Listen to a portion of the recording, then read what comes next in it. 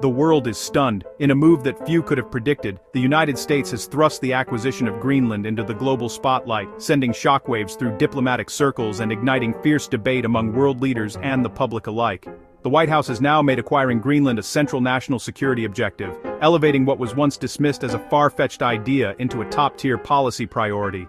Inside the halls of power, officials argue that Greenland's vast resources and strategic location are essential for maintaining American influence in the Arctic, especially as global competition intensifies. What began as a 2019 proposal by then-President Donald Trump, initially met with disbelief and even ridicule, has, by 2026, escalated into a full-blown international crisis. The world watches as a once-theoretical scenario becomes a pressing geopolitical flashpoint.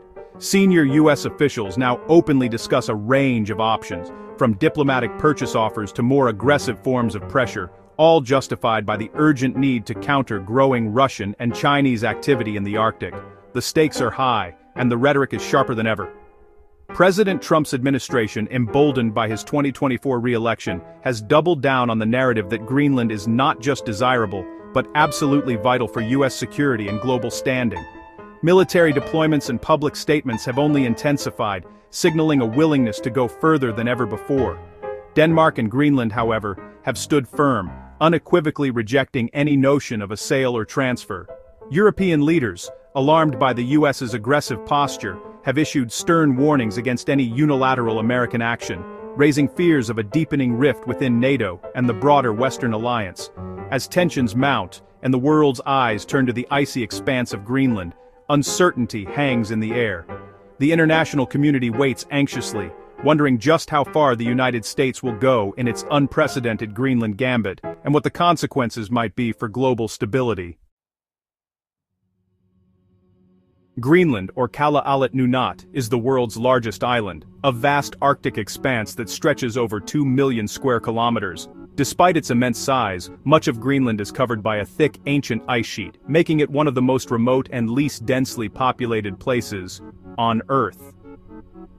Yet it's home to just 57,000 people, mostly indigenous Inuit, whose ancestors have thrived here for thousands of years. Their deep connection to the land and sea shapes daily life, traditions, and community bonds that remain strong even in the face of modern challenges.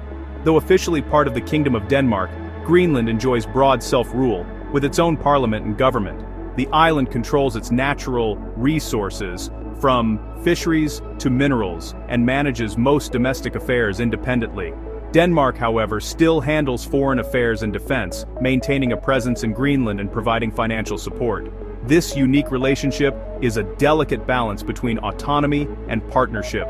Most Greenlanders dream of full independence, aspiring to chart their own course without being absorbed by another superpower. Political activism and public debate about the future are common, reflecting a strong sense of national identity. As the Arctic warms, Greenland's melting ice sheet is revealing valuable minerals and resources, attracting global attention. International powers see opportunity, but for Greenlanders these changes bring both hope and concern for their environment and way of life. For locals, the land is far more than a strategic asset. It's their home, the heart of their culture, and the promise of their future. Generations have built their lives here, adapting to the harsh climate and forging a unique identity. Fishing and hunting remain vital, not just for survival, but as cultural cornerstones. Meanwhile, a young, politically engaged population is shaping Greenland's future, blending tradition with new ideas and ambitions. As global powers eye Greenland's resources, Washington's ambitions dangerously underestimate the fierce desire for autonomy and self-determination that defines the Greenlandic spirit. America's interest in Greenland is driven by security, resources, and rivalry. Its location is key for monitoring Russian and Chinese activity in the Arctic and Atlantic. The U.S. already operates a vital military base there, but wants full control for strategic advantage. Melting ice exposes rare earth minerals and potential oil, resources the U.S. wants to secure from Chinese dominance. Russia and China are expanding their Arctic presence, fueling U.S. urgency. The Trump administration sees acquiring Greenland as a defensive necessity, not colonialism. This perspective ignores the wishes of Greenland's people and risks global fallout. The White House refuses to rule out military force to acquire Greenland, shocking allies and breaking diplomatic norms. Recent U.S. military actions like the Venezuela intervention make these threats credible. Pentagon contingency plans for Greenland exist, confirming the seriousness of the option. Hardliners claim U.S. power will deter resistance, but this underestimates Allied resolve and international law. The result: deep anger in Europe and a diplomatic crisis that pushes NATO to the brink.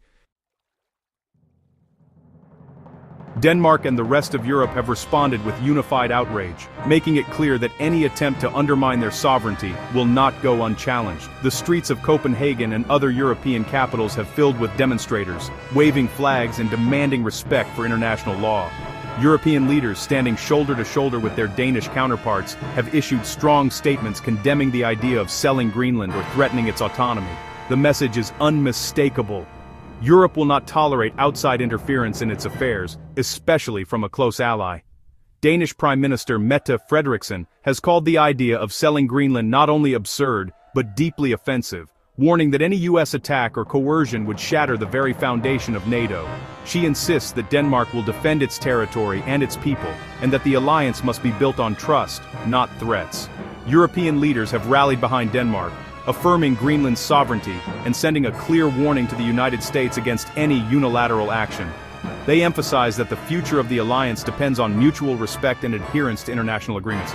The crisis has exposed deep rifts within the alliance, revealing just how fragile NATO's core principle of mutual respect has become. Behind closed doors, diplomats scramble to contain the fallout, but trust is eroding fast. In capitals from Berlin to Paris to Brussels, leaders and citizens alike are now openly questioning America's leadership and the future of the transatlantic partnership. News headlines reflect growing anxiety about the direction of U.S.-EU relations. The dispute has become a dangerous distraction, pulling attention away from real security threats facing Europe and the world. As delegates at security conferences appear distracted and soldiers look on with concern, the sense of unity that once defined NATO is slipping away. Ultimately, the standoff is about far more than Greenland. It's about the very survival of NATO, the future of the transatlantic alliance, and whether old friends can still trust each other in a rapidly changing world. At home, the White House faces bipartisan opposition to its Greenland policy. Congress moves to block any military action, condemning threats against a NATO ally as reckless. Greenlanders overwhelmingly reject U.S. control, demanding respect for their right to self-determination. The crisis has reduced their homeland to a bargaining chip in global power games.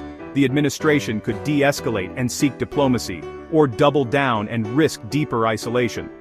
Whatever happens next, the Greenland Gambit has already reshaped Arctic politics and tested the limits of U.S. alliances.